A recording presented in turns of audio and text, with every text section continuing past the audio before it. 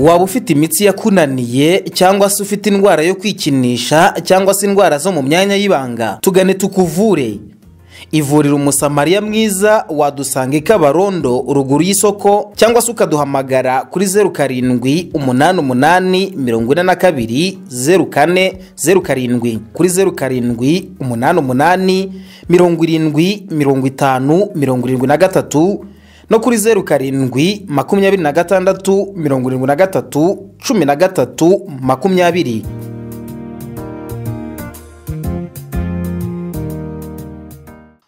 Uyu ni wa mwanya w'ikiganiro Umusamariya Mwiza.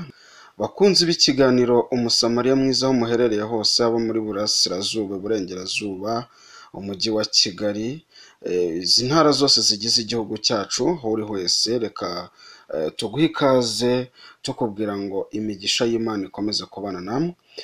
Muri kumwe rero na muganga Ndayiringiye Jean Damascene ndetse nagubwa neza Steve umwuzukuru wa Ngunda buriya babanyita umukacanzi, umubakacanzi umuntu ufungura buriya niko bimeze. Tubwira abantu rero baduteze amatwi ko ari kuri uyu murongo w'ijana cyangwa se ni 100. Hanyuma icyo twabwira abanyarwanda n'abanyarwandakazi mu mwanya wo kugira ngo abantu tubavire umuzi uburyo abantu bashobora kugira amagara mazima, ariko burya bafite aho batukana. Umunyarwanda we yaravuze ngo burya mu mudiho unguva mu itako. Ntabwo rero wagira amagara mazima adafite inkomoko. Hanyuma rero uyu munsi buriya turagerageza kurebera hamwe abantu bakunze kugira ibibazo bishingiye cyane cyane ku myanya yororoka. Ahangaha turaza kurebera hamwe abantu bagizwe imbata cyangwa se twavuga bakukiwemo biturutse kenshi kuri ibi bintu navuga ngo ni urukozasoni, cyane cyane baravuga ngo ni ingeso se burya ariko burya ngo ingeso igera igakurwaho. Ingeso burya ikintu bise ingeso, burya umuntu ashobora kuba afite ingeso runaka akaba yayibwirwa mu magambo ikaba yakira, ariko iyo ubushakashatsi bwagaragaje ko psychologically ni indwara iba yaratewe akenshi n'umuntu nyirizina bitewe n'icyo ashaka kugeraho. Ariko noneho uko abona product n'icyo twita counseling cyangwa se inama runaka agenda abireka, kandi ni ibintu bimaze kuba ubukombe hano ku kigo Umusamariya Mwiza.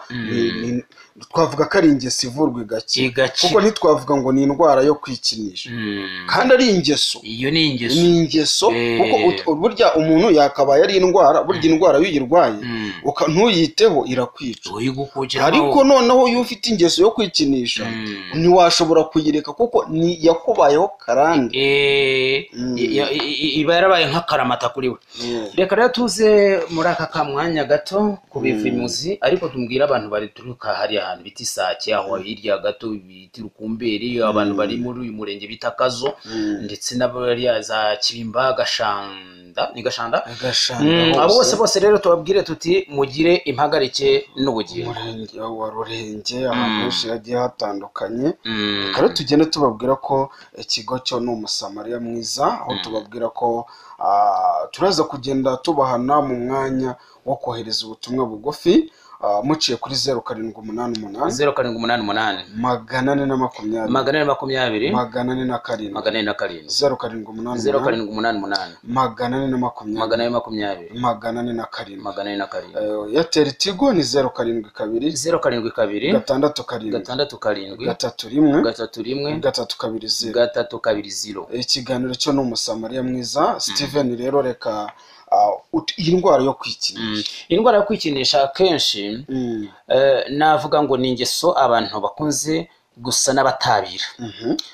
Kenshi yakunze kugenda ivugwa mu rubyiruko, ni narwo rwakunze kugenda rusa naho igaragaragwamo cyane. Nubwo n'abandi nabo bajya bagenda bakayifatwa cyangwa se iyo ngeso ikabageramo, ariko si cyane nk'urubyiruko. Iyi rero impamvu yakunze kugaragara mu rubyiruko, na kenshi iyi ngeso bayikomora cyangwa se bayivana akenshi mu kureba icyo twita amafilime y'urukozasoni. Aya mafilime akenshi aba yarakorewe mu bihugu byo hanze y'u Rwanda, ni ukuvuga ngo abantu bari en étranger cyangwa se abantu bari en Europe, ni ukuvuga mu Burayi cyangwa se aho hirya gato mu bihugu duturanye, hakunze kuba harimo imico itari myiza, abantu bagakora ibintu bidakwiye n'icyo twita umuco. Mu Kinyarwanda kera abantu iyo bakoraga ikintu kidahuje cyangwa se gituma umuco utakara, abantu benshi bakundaga kuvuga bati uwo muntu yataye umuco. Akenshi ndetse byamuviragamo n'ingaruka yo kuba umuryango ushobora kumwiyaka cyangwa se ukaba wamubwira ngo turaguciye mu muryango kuko ukora ibihabanye n'umuco nyarwanda. Araho hano ndagira ngo tuhatinde gatoya. Urabona ibintu bita umuco cyangwa se bita kirazira uko igenda icika, nako hagenda haduka n'ingeso mbi zitandukanye, kandi zigenda ziyigwa cyangwa se zikomoka mu bihugu abantu bamwe bazezengereramo, ariko navuga bajyamo badafite wenda n'ikibajyanye rimwe na rimwe, ariko akayikomurayo umuco utari mwiza. Ubu ngubu ujya kumva ni nayo mpamvu mu Rwanda habaho minisiteri ishinzwe icyo kintu, kubera ko nuko hagaragaye neza ko umuco ugenda ugira gute utakara gahoro. Kandi burya ngo agahugu umuco wabo burya ugeze mu Burundi usanga nubwo bafite umuco udahwanye neza n'uw'Abanyarwanda, ariko agatsiki icyo ubona nako kazamo, ariko bakavugira umuco wabo wa kirazira. Buriya nta Murundi akenshi cyangwa abarundikazi, reka ari byo ngarukaho, nta Murundikazi burya ukunda kwambara iyi myenda bise impenure.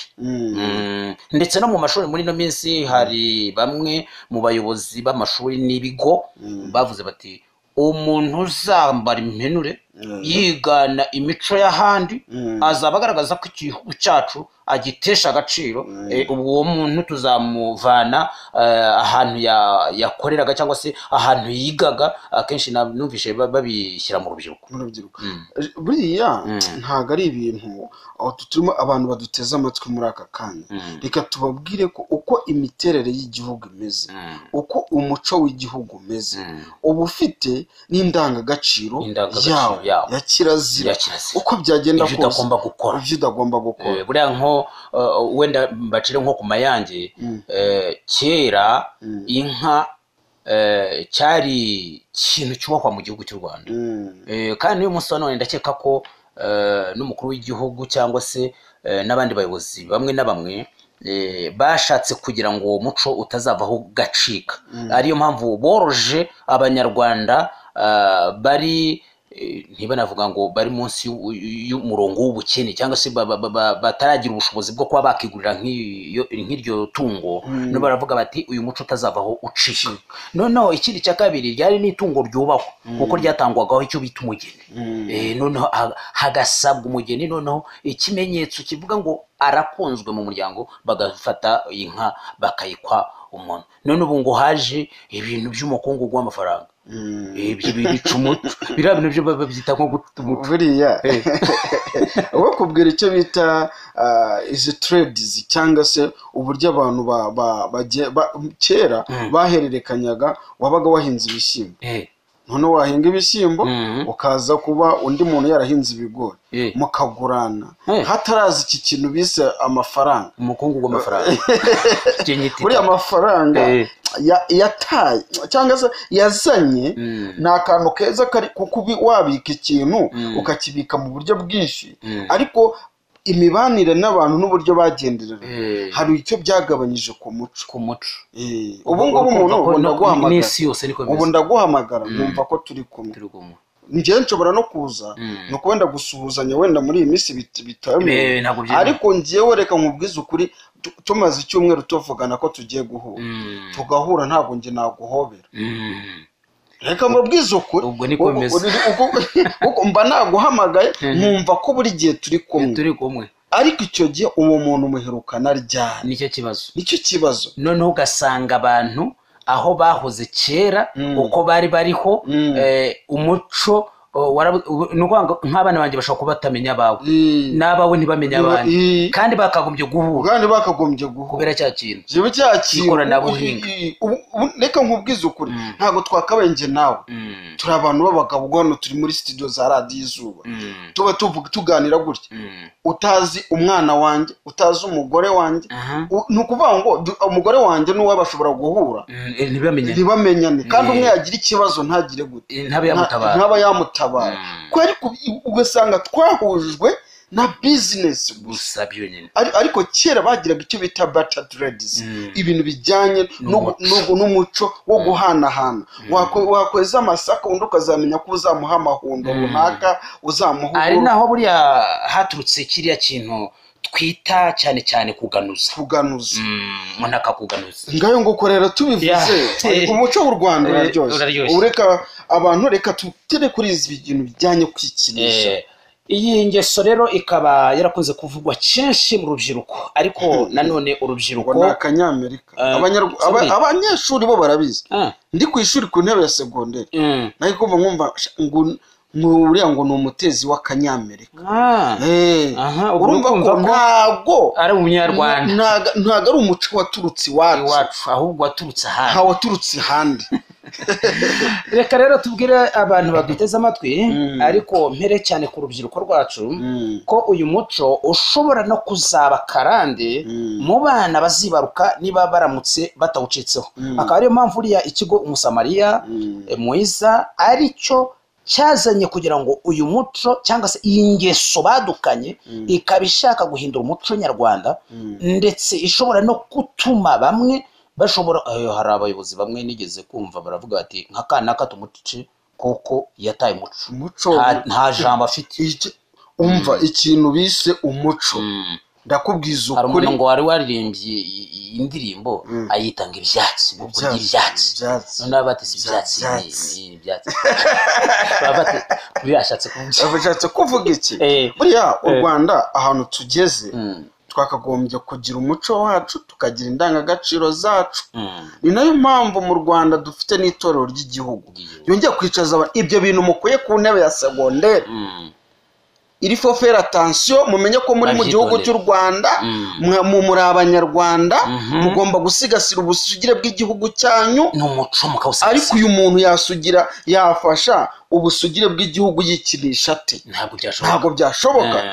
Kandi ibi akaba ari ingeso ishobora kubyara indwara zikomeye ndetse zikaba icyo twita karande. Iya mbere nuko byica icyo twita cerveau cyangwa se ubwonko bw'umuntu, uburyo imitekerereze yari afite ihita ihinduka. Ari igitabo rero bita Conseil sur la conduite sexuelle d'adultère et divorce kibivuga neza. Ibyo bintu byangiza ubushobozi bwo kwifatira imyanzuro n'ubugingo bw'iby'umwuka. Birarangiye bavuze ko utakaze ibice by'umubiri cyane cyane nk'iby'ubwonko, ntiyifatire icyemezo ahora ahindagurika. Ushaka kuvuga uyu munsi tuzakora iki, mu kanya akaba kivuye kubera iyangeso yo kwikinisha. Noneho bikangiza n'iby'ubugingo. Ni ukuvuga ngo umwami Imana ntazamubona. Ubwo ba bantu basenga bakora ibyo ubwo etayare bamaze gutera akabuni ijuru. Tivavuari umugongo bawuteye ijuru. Hanyuma rero iyo dukomeje buriya Damascene nuko ibi bintu ngo bashaka kubikuramo icyo bita igikatu cy'igituntu. Igituntu cy'igikatu kubera ngo uburyo berespira umwuka bari muri icyo gikorwa bashobora kugira ikibazo cy'igikatu cy'igituntu. Aha kandi nanone usibye ibi ngibi ashobora gutakaza kenshi ubushobozi bukomeye bwa colonne vertebrale, ni ukuvuga ngo umugongo, urutirigongo rw'umugongo. Kuko aragenda akabyirundumurizamo akisetingamo ariho handi uko akoresha ubwonko cyane, udutsi two ku bwonko tugasandara cyangwa tugaturika. Abangaba akenshi uzasanga bagira umutwe udakira. Ahandi ashobora kugira ikibazo cy'impumuro nke, ubwo abandi banukirwa we ntanukirwe, ubwo abantu bahumurirwa we ntahumurirwe, ubwo abantu baryoherwa we ntaryoherwe. Ibi kandi bizana n'ikibazo cyo kuba ashobora kugira ikibazo cyo mu ruhago. uruhago kuvuga ngo bipanura icyo bita prostate y'umuntu akaba yazagira ibibazo byo kuba ajya kwihagarika akabona n'amasohoro direct birimo birazana safe direct nuko za sperme zose zisohoka hatabaye icyo bita sexual intercourse cyangwa se imibonano mpuzabitsina y'abashaka. Nuko kandi ubu bushakashatsi bumaze gukorwa habonetse ko uyu muntu ngo iyo abikoze rimwe gusa ameze nkaho bamutondekera abantu 10 badahuje igitsina ariyo igitsina gore ubwo ngubwo akaba yabana nabo mbese nuko ngo igihe abikoresheje rimwe gusa ngo abameze nk'umuntu wabonanye n'abagore 10. Ibi rero akaba ari byo bituma rimwe na rimwe iyo habonetse mu gushaka urugo ashobora gutakaza imbaraga nyinshi kuko ahangaha akenshi bimuzanira icyo twakwita gucikiriza mu gihe cya rapport sexuel cyangwa se mu gihe cya mibonano. Ikindi kandi mu gutera urubariro ntabwo aryoherwa nk'ibyo yajyaga yisetingamo kuko arahagera agahita ako kanya ikibazo aho kugira ngo akinjiremo nyamukuru bigahita birangira ako kanya. Ari uwitwa David Horobin we ni umudogiteri mu by'ubuganga w'umucurabwenge cyangwa se bita abafilozofi muri kaminuza ya Oxford yo mu Bwongereza yatangaje ko amasohoro y'umugabo abonekamo umwunyungugu wa zinc ku buryo wenda kurangiza inshuro imwe byibura ku mugabo bishobora gutuma atakaza umunyungugu wose. Niko bimeze umunyungugu wose. Reka tunabwire abantu tubasobanure zinc niki imazi iki mu mubiri. Iyi zinc ni nayo ituma habaho icyo bita solide de spermatozoide cyangwa se kuba intanga zaba zuzuye kugira ngo zibe zavamo umuntu. Ni ukuvuga ngo iyo udafite zinc ubwo bufite ibihuhu. Ni ukuvuga ngo umuntu wikinishije kugira ngo azagire intanga nzima ntabwo bishoboka ziba ibihuhwe bityo keretse nyuma habayeho kubireka no kuba yatwegera. Muri iyi minsi tukagera tubafasha abantu benshi twagiye tubafasha ugasanga umugabo yashakanye n'umugore bamaze imyaka 10-15 badashobora kubyara bajya kwa mugabo bakavuga ati ariko wa mugabo intanga zawe n'amazi agashaka aho buru icyo bita trace element bita zinc akayibura. Aho tubafitiye product zigiye zitandukanye. Nimero zacu rero mukomeza kugenda mwohereza ubutumwa bugufi munaduhamagara ni 0788 420 cyangwa se 0722 aha aho dukorera Steve. Hano rero aho dukorera ntabwo ari kure cyane kuko ni hani Kabarondo. Aho rero neza ucinjira muri gare reba imbere yawe gato rwose bakimara kuguhagarika urabona ahantu hari za conteneur uzinyure mu rwagati ziba zicururizamo uragera mu gasoko rero katubakiye imbere yawe gato ntaho ukebakebe.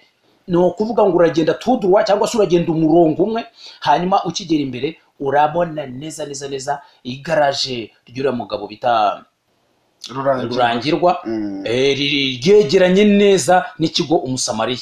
Ikiza rero kugira ngo umenye uti naba mpageze koko kabone nubwo waba ukiri muri gare utarerekeza aho ngaho muri hagati y'izo kontineri fata ku nimero yawe tuba dufite ako kanya umuntu uza akagushyikira akakwereka aho muri gare harimo abantu barimo bayobya abantu. Harimo abantu bayobya ari abantu ati dore na ari abantu ubundi bari tubita ngo nabashimusi ubundi twakira ugasanga umuntu aje inshuro ya mbere na kabiri avuga ko yatubuze ariko gufata nimero biroroshye gufata nimero iyo umaze kuyifata ukamenya ko ikigo cyitwa Umusamariya. Hari umuntu ufata nimero akandikaho ngo muganga ibyo ntabwo ahubwo wakandika ngo Umusamariya birahagije ntabwo ari n'amagambo maremare. Yego ukavuga ati Umusamariya Kabarondo. Buriya Damascene ni byiza ko ubanza ugakora icyo twita observation cyangwa se observation.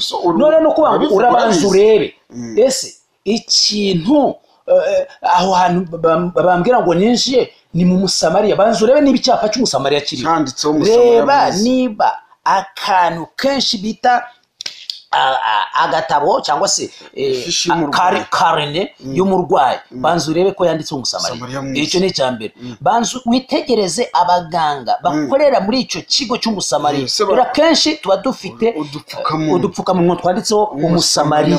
Ibyo ni ikintu utagagombye kujya, kuko niwabona bakuzaniye ifishi itanditseho ibyo bintu uzahita ugutereka da warunyubeje aho ukayikayenza. Hanyuma reka dukomeze tubwire ko aba bantu bakore iki kintu cy'ingeso cyangwa se aba bantu babaswe n'ingeso yo kwikinisha. Akenshi aba bantu bashobora guhura n'izindi ngorane zirimo akenshi gutakaza kenshi ubwonko cyangwa se ubwenge. Ahangaha bagira ikibazo cyo gutakaza ubwenge. Ni hahandi usanga ashobora no guhaguruka akabyina ikizenga cyangwa se akagira isereri. Aha kandi ashobora kurwaramo impyiko, kuko aha nanone akoresha impyiko cyane igihe kinini. Ikindi usibye no gutakaza myunyu izatuma agira ikibazo cy'uko za sperme cyangwa atazabyara, ahanga ashobora kuviramo kuba ikiremba burundu. Ari bushakashatsi. Aha n'igitsina kiranyunyuka cyangwa se kiba kinzinya cyane. Ibi kandi abagore nasanze nabo bakora iyi ngeso. Wenda turaza no ko dufite umutangabuhamya w'uyu munsi ari hano Indego mu kanya handi aho abantu baraza no ko arabayinjiye aza bitubwire. Ni ikiganiro twagiranye ariko turaza kuba kiri hano mu kiganiro.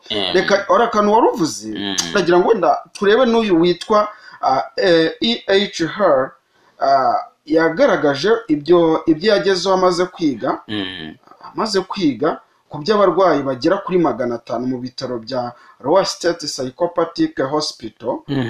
Kuri we aravuga ko abanditse inyandiko bavumbuye ingano y'uwitwa David Horrobin, niwe dogiteri w'umuganga w'umucurabwenge w'umufilozofe. Nawe yagaragaje ko mu bantu 24 ufasha abantu 500 yego basanzwe hari uko babasazi. Abantu 500 bafashwe. Wenda reka tusipoze ubagiye Ndera basanze abantu 500 byaturutse kuri iyi ngeso. Basanzemo abantu 24 basanzwe yuko bikinishije.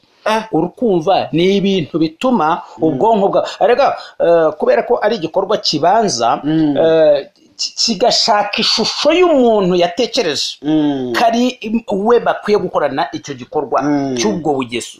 Akenshi rero niyo mpamvu uzasanga hagati aho ngaho arabanza agakurura iyo shusho agiye kubana nayo, noneho agatakaza indangaga. Sinzi ukuntu umuntu twa turemanginga dukoresha cyane dutuma atekereza cyane, bigatuma rero bishobora no kumuviramo ubusazi koko. Hagati ngaha rero tukiraha tubabwire ko tufite product umuntu wagize iki kibazo ku bantu bafite kino kibazo cy'ingeso yo kwikinisha. Reka tubabwire ko product witwaza amafaranga ngahe ni 15 umuntu wikinishije. Icyo kora wagize ikibazo kitari ukwikinisha aba ni babandi prostate bitangiye kugenda isa n'isaza cyangwa se hari ibyo mu mirire atigeze yuzuza, kuko tumufasha no kugira ngo agire kugira ngo ya zinc igaruke cyangwa se ibintu bigendanye n'imirire. Ahanga yari umuntu w'umugabo rero utajyaga akora iyi ngeso cyangwa se utarinjiye muri iki gikorwa, we product ni 10,000 byonyine. Rero reka tubabwire ko nimero zo mukomeza kugenda mukoresha ni 0788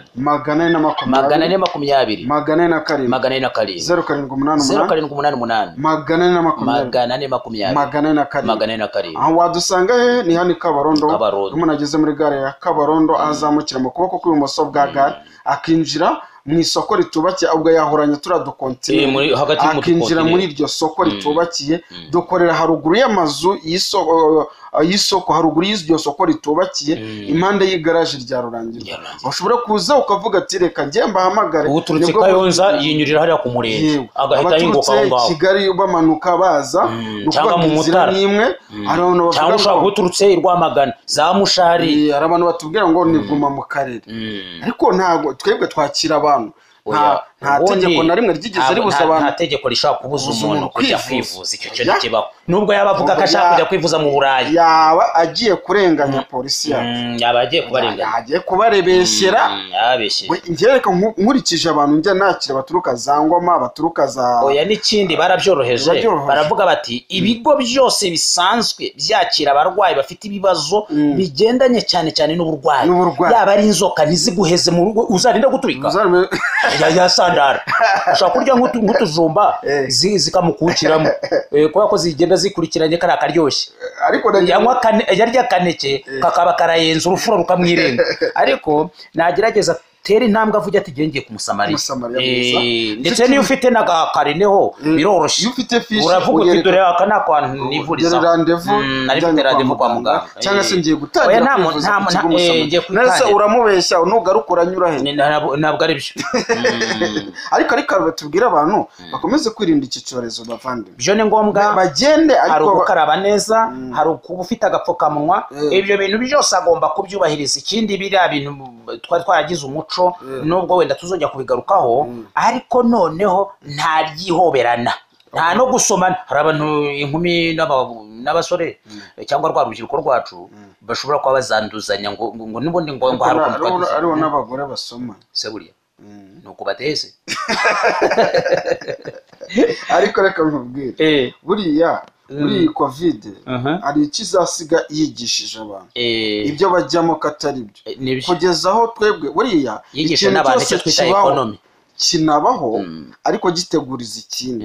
Buriya twebwe buriya tutangira gupfuka iminwa y'ihene, buriya nitwe twari dutahiwe nk'abantu, none ihene zararuhutse. Reka dukore by conclusion, hari akantu waruvuze ku bintu bijyanye no kuba igitsina cy'umugabo cyaranyunyutse, usanga umuntu w'umugabo afata igitsina agiye akantu kangana amara ukajya ngo yavutse uwo munsi, ubwo se ahubwo yagiye kwihagarika, ntabwo abura uko akavanamo ku buryo ashobora kwiyangiriza, ndetse yicaye nk'abagore acishije bugufi.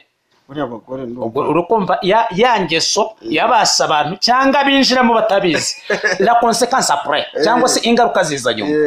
Aho kuvuga ngo umuntu nimba ari umuntu w'umugabo ukabona agiye kwicara kwa kundi ababyeyi cyangwa se abashiki bacu baca bugufi, kubera ko n'ubundi bo ni ntuze n'igitsina gore n'ubundi, kandi niko bagomba kugenza, nibwo bagomba kugenza. Ugasanga umuntu atangiye guca bugufi, bazamenya ko ari umugabo cyangwa ari umudamu, bizagenda ni ikibazo. Reka rero tubabwire ko tubafite product zishobora kongera amahormone, cya gitsina kikongera kikazamuka kikamera neza. Ikindi nuko buriya tumufasha kugira ngo abone icyo twita regime. Hari regime tukwandikira, hanyuma ya myunyu wari watakaje, hanyuma sperm yawe cyangwa se sperme, imbuto zawe zikaba zarahindutse ibihuwe, dushobora kugufasha kugira ngo bigende neza. Ibi kandi turaza no kwigira umugore, abagore bo bagira ikibazo cyo muri clitoris.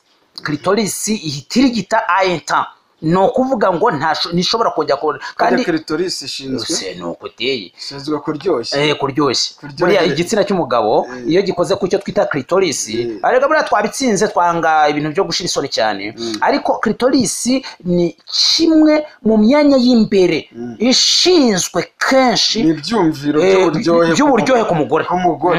Buriya clitoris rero ngo iyo sex cyangwa se igitsina cy'umugabo yashaka amavangingo ku mugore, kandi buriya ngo igitsina cy'umugabo ngo nicyo kintu cya mbere gikunda amazi ku isi. Se buriya nuko teze buriya ujya kubona ukabona umuntu arakubwiye ati ese ukunda amazi nk'igitsina, nagize ngo ni nk'inka wo burya ntabwo ikunda amazi. Buriya igitsina y'umugabo niyo ya mbere ikunda amazi kuri iyi si, nimba iyanywa nimba iyagira gute. Ariko buriya ntirengagije ko n'umugabo byongera icyo twita motivation, imbaraga, kuko ku muntu wigeze aca imyeyo, tubivuge gutyo, ntabwo ari imikubuje imwe baca yo heri, ariko umuntu wagiye mu rubohero akaba yaraciye imyeyo, noneho akaba afite niyo clitoris atarigeze ayikinisha cyane, no kuvuga ngo bimufasha kuboneka kwa ya mazi umugabo ashaka.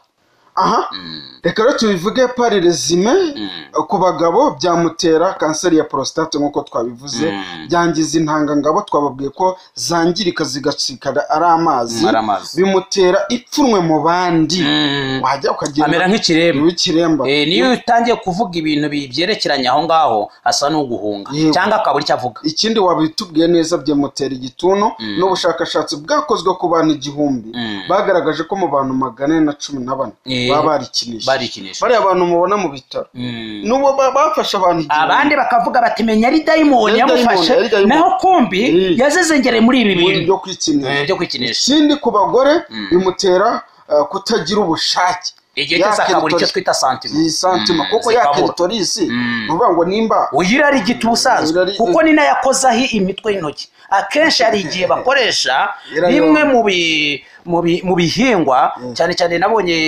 ngo bakoresha nka za karote, ashobora gukoresha intuze ibere ry'igitoke, ibyo byose nga abyitirira ko ari sex y'umugabo. Ibyo rero iyo abikoresheje kenshi byica icyo twita clitoris, wa mwanya w'imbere utanga uburyohe ku mugore. Aha rero mbwira abakobwa cyangwa se igitsina gore cyaba cyarikinishije umuti, cyangwa se mbere na mbere nuko dufite product afata ku 15,000 ikibazo kuko uwo bishobora kumubuza amavangingo, bishobora kumubuza ububobere, bishobora gutuma agira ikibazo cy'igitsina nawe gito, kuko nacyo kirongera kigahengama cyangwa se kikanyunyuka. Ibyo ni ibintu bishobora kumutera ikibazo gikomeye cyane, ndetse akenshi iyo yakoresheje uwo mwanya w'imbere ntabwo ashobora kuhazwa n'umugabo we. Ngayo nguko bakunze b'ikiganiro Umusamariya mwiza ku badamu, nawe bimutera ipfunwe, bimutera igituntu, nkuko nawe n'urugane ku yindi bwapino ku bagore, ubwirinzi bw'umubiri buragenda bugabanuka, bimutera indwara y'umutwe udakira. Ugasanga umuntu yarwaye umutwe udakira, asa n'uwasaze. Bagera kwa muganga bati turaguha cya kinini bakwita mu mazi kikapyirika, bakimuha amatekadani, ni nko gukubita ku rutare. Ibi kenshi hari igihe babinywera imiti ikomeye cyane, bakabatera n'inshinge, ariko bikanga ibyo byose. Hari product ituruka muri Hollande, bazasanga cyo kora tubihindura mu kinyarwanda mu rwego rwo kugira ngo abantu babashe kubisoma kandi banasobanukirwa ibyabyo. Nuko iyi product ayigura 15,000 amafaranga 15,000, hanyuma akagarukana imbaraga ze. Ikindi nuko hari umwana utwandikiye ngo usanga abantu bavuga ngo bavura ngo ikintu ngo ku 5,000, ngo wagira ngo bakakwaka bakavuga ngo rega aya nayo gusuzuma, ngo imiti ngo ni 100,000. Umva ubupagani buri mu bantu. Ibyo no bupagani. Ibintu twebwe tuvuze hano kiriyari nibyo wongera ugasanga, nibyo usanga kuri tere. Nibyo usanga kuri tere. Ni wahagera ari cyo kibazo ufite bizatungana. Ariko ni haba hari ibindi bibazo nanone bishingiye cyo kora ku ngaruka z'ibyakubayeho. Ibyo byo bituza bikora icyo twita consultation general, cyangwa se isuzuma rusange mu rwego rwo kugira ngo bimutera indwara y'umutwe udakira, twari tumaze kubivuga. Bimutera kwibagirwa, kurwara amaso, asanga umuntu ntabona neza, bimutera indwara z'impyiko, umwijima, umutima n'izindi. Hagatanga tukababwira ko umwijima abantu bakunze kurwara ari wa mwijima wo bita hepatite B. No kuvuga ngo uwo kabyarawe, nongere nkwinginge munyarwandakazi, waba uri umugabo cyangwa se uri umusore, waba uri umukobwa, ibi bintu niba uzi ko wabikoze, waba umazemo amezi 2 cyangwa 3, hagarikira aho ngaho uze tuguhe icyo twita product zitandukanye. Reka rero tutararangiza hari turi buze kugenda tugaruka cyane cyane no kuzindi ndwara zikunze burya gutuma abantu bagubwa nabi. Ari twanagaruka nyuma y'umutangabuhamya. Reka rero tubashimire tubabwira ko n'umugabo utuye hano Indego, tugiye kumva ubuhamya bwe, turagaruka mu kanya. Bakunze b'ikiganiro Umusamariya mwiza, uyu munsi turi kumwe n'umugabo Yohana witwa Ndahayo Yohana. Hajya mutuye mu kahe karere? Mu Kayonza. Ubwo mukaba mutuye Indego. Urebye uburyo waje ku Musamariya mwiza n'uburyo umeze ubu ngubu, wumva bimeze bite? Mbese numva nta kibazo ngiye mfite. Numva kuko naje mbaganga ndwaye, ariko kugeza uyu munsi ndumva gitaya.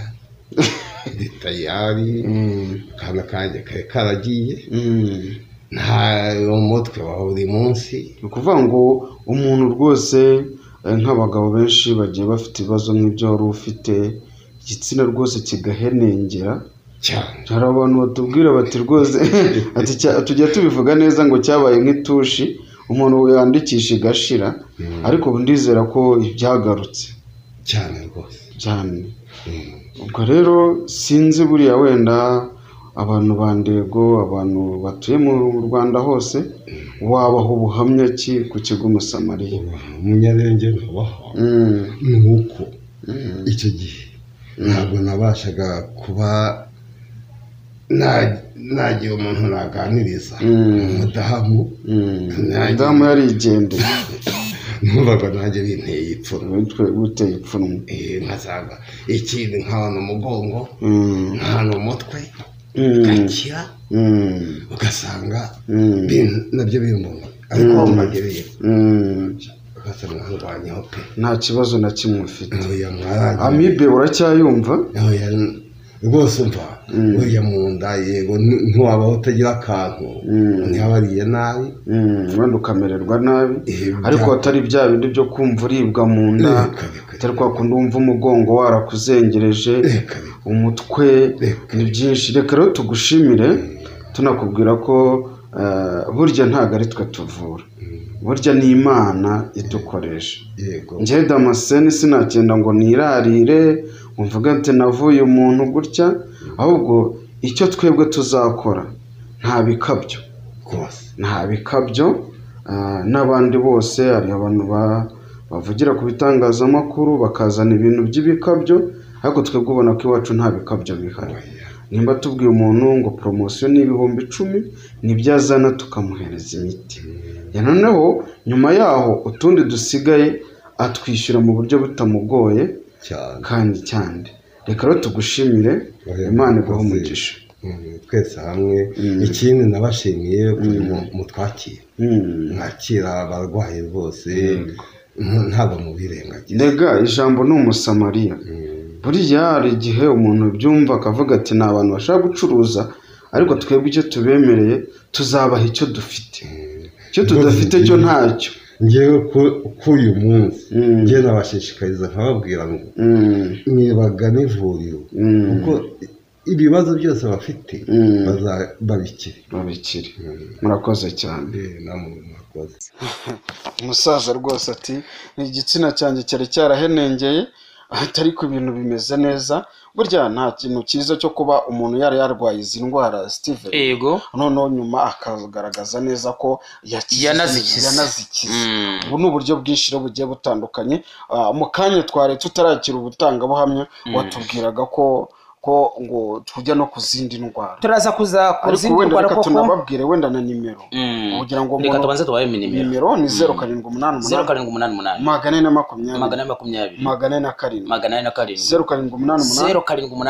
420 420 cyangwa se 072 3 hanyuma mu ndwara rero tugarukaho cyane cyane ni indwara zikomeye ariko zo zidashingiye ku mubiri. izi ndwara kenshi abanyarwanda bakunze kuvuga ngo uyu muntu yahuye na dayimoni. dayimoni ni ikintu gikomeye cyane. abundi ni abamarayika bigometse ku Mana bamanukana na Satani, cyangwa se abantu barabizi ko imyuka mibi hari. Abanyarwanda barangana, umuntu ajya kuroga naba naje kugusura umwana wawe nkatwara uburozi mu murwara ukagira gutya nkashyiramo, kandi noneho waba akivaho ngo murabeho ako kanya umwana akavuga ati okay nanjyewe cyangenzaga numva turaganiye tuzongera. mukimara gutandukana mu minota 20 itarenze 10-20 ukumva umuntu agize gute, wa muntu arafatwa.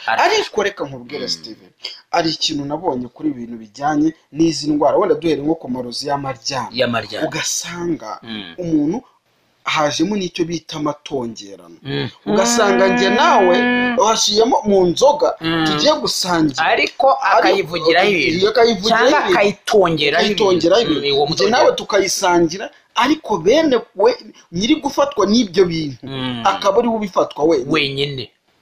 Ibi birimo ubuhanga buhanitse.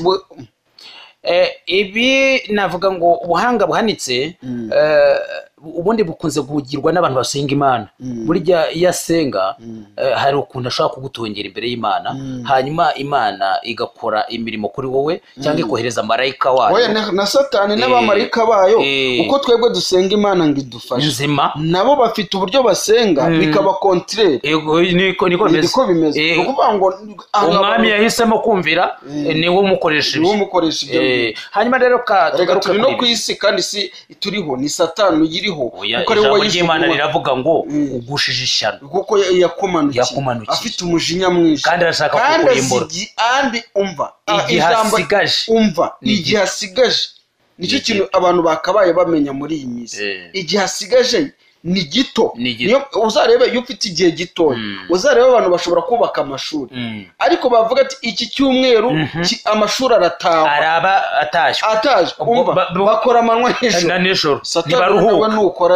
Niko na Bibiliya ivuga ko akora amanywa n'ijoro wowe ntaruhuka. Niyo mpamvu rero na nijoro arakora. Ubwangizi burahari kukureba nkakwangira icyo nkashaka kugukuraho nkabona ko nimfata icyuma bari bumfunge nkakoresha imbaraga force satanique kugira ngo ubashe kugira magicien by'ubupfumu bikomeye cyane. Hanyuma rero buriya icyo twabwira abantu nuko tuzi ko iyi myuka mibi ihumanya abantu ndetse ikabatesha no kuba muri societe nyarwanda. Aha rero uzasanga umuntu rimwe na rimwe wafashwe n'uyu mwuka mubi uzasanga rimwe na rimwe harimo n'ubwigunge. Ashobora kugira intekerezo mbi zishobora no kumuteza urupfu rutunguranye kandi ari urwiye. Nubwo nk'uwo muntu ugira ubwigunge aba afite mubi kuko tuzi imyuka mibi, tuzi bitega, tuzi bitama, tuzi biki. Uwo muntu ahangaha turavuga cyane cyane ku bigendanye n'indwara cyangwa se n'umwuka mubi bita nyabingi.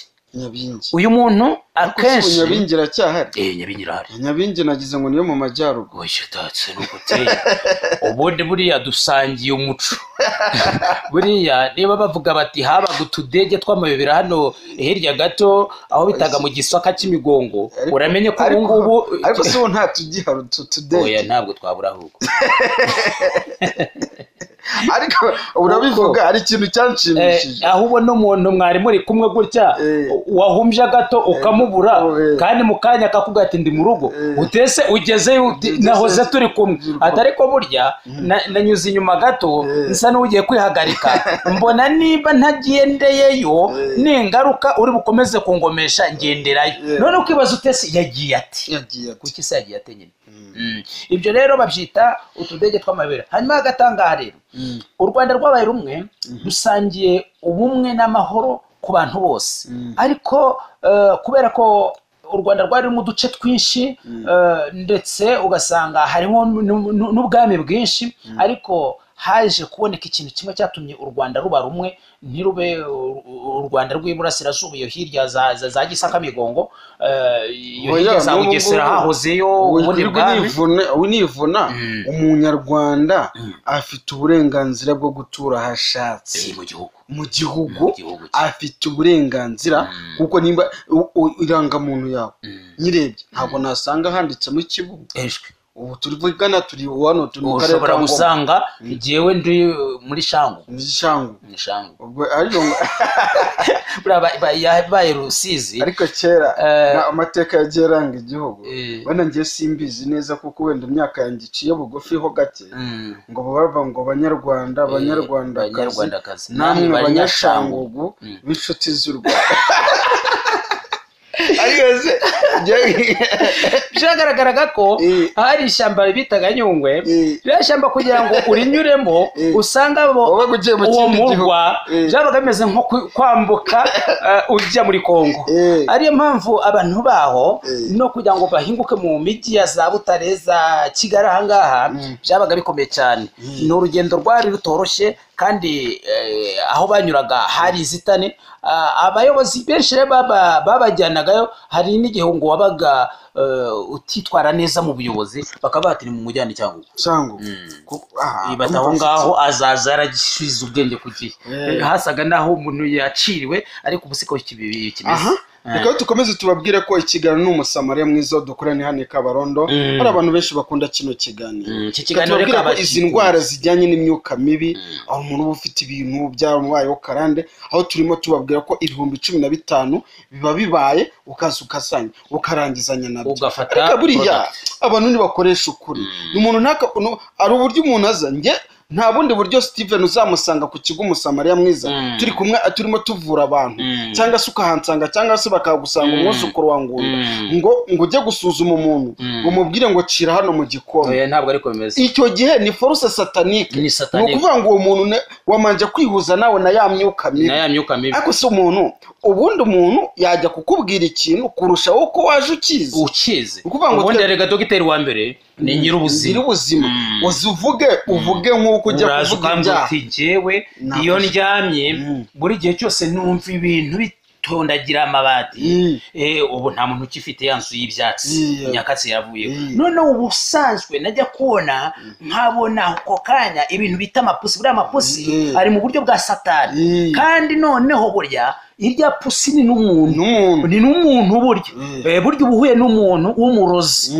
noneho kandi yanzoka niyo wamwanzi shetani ati nta cyumweru gishaka kurangira ntabonye inzoka mu rugo cyangwa se yinjira mu nzu cyangwa se isohoka mu nzu ibi rero bivuga hagati aho ngaho twebwe dufite umuti cyangwa se dufite product irangiza iki kibazo ibi bintu tukakubwira tuti genda ubikoresho ca hagati y'ibyakubabazaga hagati y'amajwi wumvaga ataray'umuntu ahubwo ari ya satani birahita birangira abantu bari hirya no hino 15,000 kaza ntago tugiye kubeshya abantu ngo 5,000 nguze ariko reka nkubwiza umuntu yagiye mu bapfumu aragenda agurisha isambu ye ibintu biranga ariko Steve reka tuvugisha umuntu yagiye mu bapfumu agira gutya umukobwa yagize gutya bamutwarira imyenda amagiye kurinda yahera kuri gaze ubu ngo ntago ari kwishyigana kuri gaze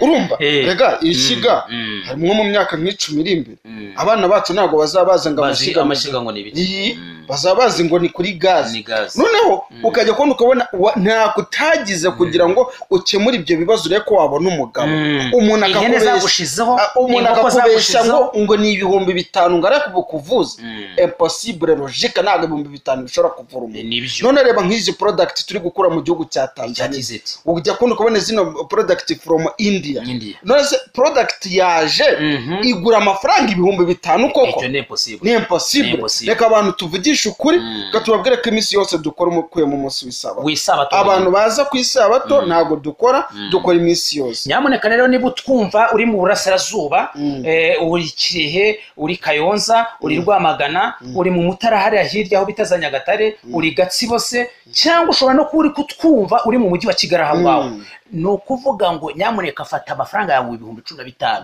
ushyiraho amafaranga gusa y'inzira ale na returu ndetse n'icyo uza gukacanga kugira ngo utaza kwitwa n'umudari ngo byagenze manzi utegura inzira hari umuntu udahamagara ngo none ngo ko ndaha ngo nabagiraho ibyo ntago nge bindeba ikindeba nuko ahubwo yumbwira ngo naje kwivuza biranga niho naba mfite urubanza nicyo kibazo ariko none buriya nta nubwo burya turi Imana kandi ikindi cya kabiri umuntu ashobora no guhindurwa burya iyo byabaye ngombwa kuko ahantu hose wajya haba muri medecine moderne na traditionnelle ushobora kuhindurirwa gusa icyo twabonereho n'abantu umuntu ashobora kuba twaramuhaye izi product akumva biragabanutse nyuma kumva wenda hangiye haje gutera akandi kantu kwibati garuka product nyiguhera ubuntu garuka twebwe kugo. Ikindi hari igihe ibintu biba uruhurirane akaba arwayemo amagini, akaba abaye amagini twebwe turimo tuvura cyane icyo twita ibitega cyangwa se intezi, ugasanga barwaye intezi. Icyo gihe rero biba ngombwa ko nanone haboneka indi product isimbura ya magini. None se uzajye kwa muganga yenda bavuga bati ibyo ari byo byose ugiye muri medecine moderne, noneho baravuze bati ufite ikihe kibazo, ati ndi kumva ibimenyetso bya malaria birabizi, turabizi hari ukuribwa mu ngingo, hari ukugira umuriro, hari ugutingurwa, hari ukumva ubihirwa, ibyo kurya ntubirye neza ukabura apeti n'ibindi nk'ibyo ngibyo, ndetse n'umuriro mwinshi. Noneho ntibamaze kubona cyane cyane malaria bakaguha umuti wa malaria, ejo bakajya bakumva n'impiri mu nda ziri kuvuga. Ubwo rero byanze bikunze uzasubirayo ujye gufatisha ibizamini byo ndwara zo mu nda bya mibe, cyangwa se yafashwe n'umwijima. Niba upimye bakarisanga bimeze gutyo, cyangwa se ibyo twita ngo ni amadiabete, icyo gihe bisaba ngombwa ko noneho ahindurirwa izindi product cyangwa ajya kuzigabura. Ngaho nguko nimero zacu ni 0788 0788 420 420 aho dukora ni Kabarondo honyine mu gihugu. Nta shami, nta giti turashyiraho irindi shami, nta giti, nta shami, nta babi. Ntazagira umuntu niyo kugera hari yabo Kabarondo ati ngwino dore handi hari indi shami ryawo waruyobye gato. Ibyo ntabwo ari byo. Gusa icyambere wowe uje gusaba service mu Musamariya, reba niba nimero wayifashe neza, ni wabona utayifashe neza, baza umuntu wari wese uti ikigo bituma Musamariya kiri cyangwa se ugere kuri beka ya Kabarondo ubaza uti mu ndangira hitwa ku Musamariya, barakwereka ati dore ngare mu nyugute z'ubururu ahameze kure. Ugeze muri gare ya Kabarondo urazamukira mu kuboko kw'ibumoso bwa gare, wahuranye izo kontineri, umaze no kwangara zinyuramo rwagati haruguru y'isoko ritubakiye, cyangwa se waciye kuri beka ya Kabarondo uratambika usa nkaho werekeza ku murenge wa Kabarondo. Noneho urabona ku mazu impande y'igaraje rya Rurangirwa, niho ushobora no kubaza ngo kwa Rurangirwa ku igaraje nihe, bakahakugeza uvuga ati ngenda ndashaka hitwa ku Musamariya mwiza, niho dukorera.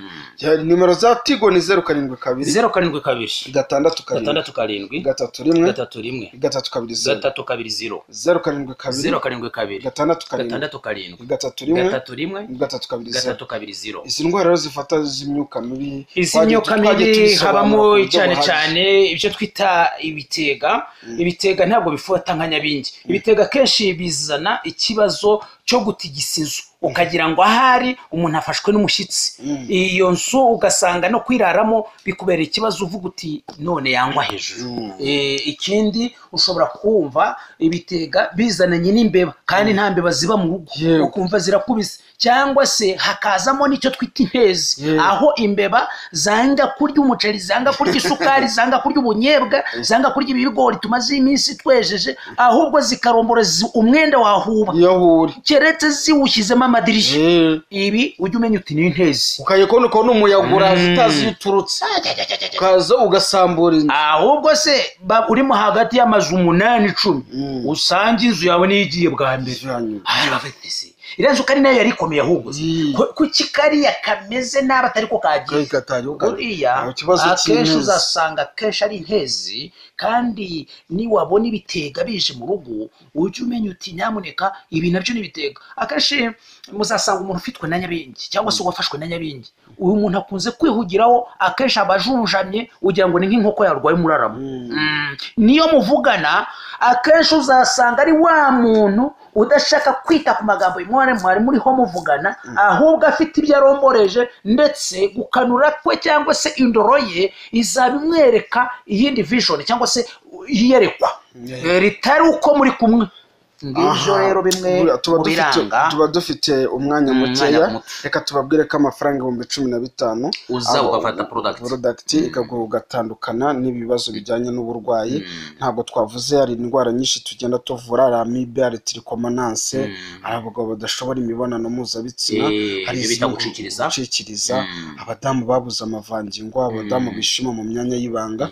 Tubafitiye product bita cleaning upuriza mu gitsina, ibintu bijyanye no kuzibura kw'imiyobora ntanga ibintu bikagenda neza. Abadamu rwose babuze ubushake, tubabwira ko hari n'igihe bagira icyo twita mauvaise odeur mu myanya yororoka, ndetse hakajya havamo icyo twita ururenda rw'umweru kandi rupfuye rumeze nk'amata yapfuye. Ibi nabyo bamenye ko umuntu ubifite cyane cyane nk'igitsina gore bashobora guhita bitabaza kujya ku musamariya mwiza. Nimero zacu ni 0788 420 440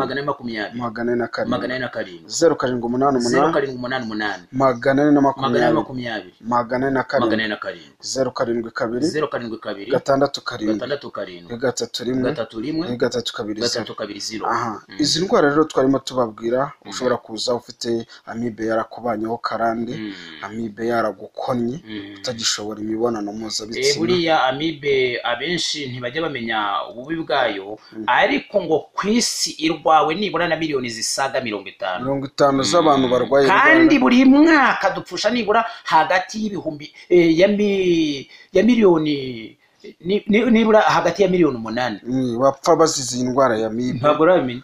Kandi indwara ya amibe ishobora kugutera umwijima, ishobora kugutera impyiko, ishobora kugutera umugongo, ishobora kugutera ibisazi, ishobora kugukona, ishobora kugutera indwara nyinshi zigiye zitandukanye, ndetse n'abandi babura amaraso ibyo bita anemia. Ubwo umuntu agasanga amaraso yaragabanutse cyane bitewe n'indwara akarya bakavuga atarira ubusa. Tubafitiye product bita Rokogoti ibasha komena igikono amibe igakoramo igikonoshwa cyayo. Abantu bafite ikibazo cy'uruhu gatubabwira ko kwishimagura cyangwa se arishwatagura, ari indwara bita amazomba, cyangwa se icyo twita ise. nawe urabizi. Ni indwara izana ibintu by'amatashitashi ku ruhu. Akenshi ushobora kwishima cyangwa bikabyimba ariko ugasanga wataye ishusho y'umuntu. Aha rero iyo ni indwara amazomba cyangwa ni indwara mu Gisaka niko tuyita, ariko ni indwara bita ise, aho umuntu yitwaza 3,000 agahabwa isabune n'amavuta abihanaguraho burundu. Abantu bafite n'ikibazo cy'umusatsi upfuka, ukarabya isabune ukisiga amavuta, wa musatsi ntiwongere kugira bino bibazo. Abantu bafite ikibazo cy'imyate ugasanga yajya mu ishuka ukajyana umuhoro. Reba ishuka waguze 5 ariko iminsi 3 ikaba iracitse.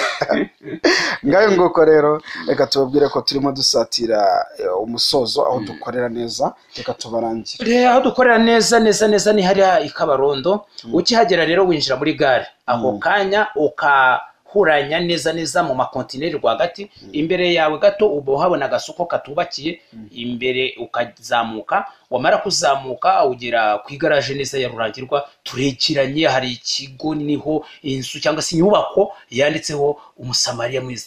Ku bantu baturutse neza ku murenge aza ariho arumbureje, cyangwa se ku muntu uturutse kuri Beka, aho ngaho imbere ya Beka gato niho ubona ikigo umusamariya. Nazagira rero umuntu ukubeshya ati naha cyangwa dore nahari abaravura ndetse hari aho barakaze cyane. No, wowe banzugere ku musamariya. Nta hindagurika ry'ibiciro, ibyo wumviye hano nibyo unasanga.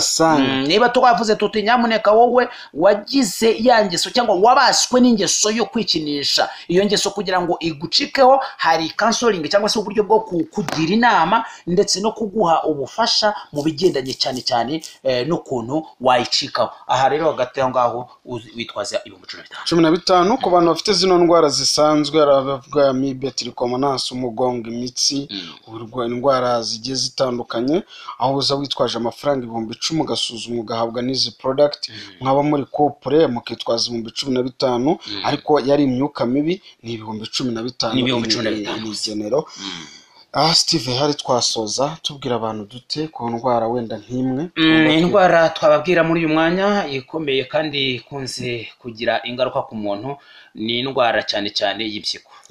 Impyiko rero ku bantu bakunze kurwara impyiko ibimenyetso byo birahari. Abenshi bakunze kuba mu maso habo hatangiye guhinduka cyane cyane ko amaso atangira kuba umuhondo. Ibimenyetso ushobora gutangira kubyimba amaguru, utangira kwiyumva mu rwego rwo kujya kwihagarika icyo twita petit besoin.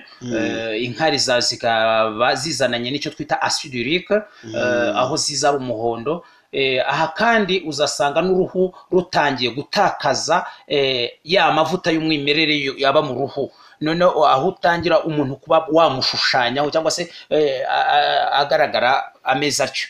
Ngaho nguko rero ubundi abantu barwara zino ndwara z'impyiko, barwara prostate, tubabwira ko nta rindi banga ikigo Umusamariya Mwiza. Nimero zacu ni 0788 0788 420 420 aha tubabwira ko aho dukoraniye hano Kabarondo. Umuntu ageze muri gare ya Kabarondo azamukira mu kuboko kw'ibumoso bwaga akinjira muri iri soko ritubakiye. Dukorera haruguru ahanditse icyapa Umusamariya Mwiza. Ntabwo uzaza ngo kwisuzumisha ngo tukwire ngo icira mu gikombe ngira gute. Ibikoresho dukoresha ni ibintu bigaragara. Reka rero Steven nkushimire. Urakoze cyane rero, Imana igumugisha kandi dushimire n'abanyarwanda n'abanyarwandakazi bakomeje kudutega amatwi. Gusa icyo twabwira nuko amarembo akinguye ku Musamariya Mwiza. Murakoze namwe abagize amahirwe yo kudutega amatwi. Reka tubabwira ngo amahoro imigisha bituruka ku Mana bibane namwe. Ikiganiro cyo nakagaruka, mukomeze kugira ibihe byiza. Ibihe byiza. Ibihe byiza. Ibihe byiza. Ibihe byiza. Ibihe byiza. Ibihe byiza.